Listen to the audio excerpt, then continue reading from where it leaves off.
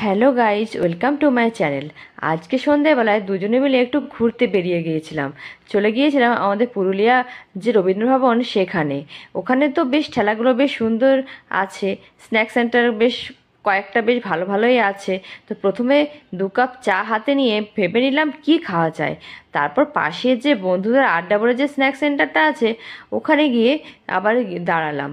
গিয়ে এত আইটেম দেখলাম যে প্রথমে তো আমার মনে হচ্ছিল যে সবকটাই একটা করে টেস্ট করে নিই, তো তা তো হবে না।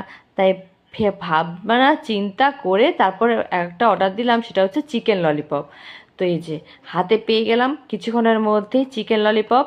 তো দেখতে কিন্তু দারুণ ছিল, মানে দেখেই মনে হচ্ছে যে হট চিলি সস দিয়ে একদম পুরো যেভাবে বানিয়েছিল আমার তো মনে হচ্ছিল দেখে জাস্ট অসাম লাগবে, কিন্তু পার্সোনালি খাওয়ার পর দেখলাম জিনিসটা আরেকটু জম্পেশ হলে জিনিসটা কিন্তু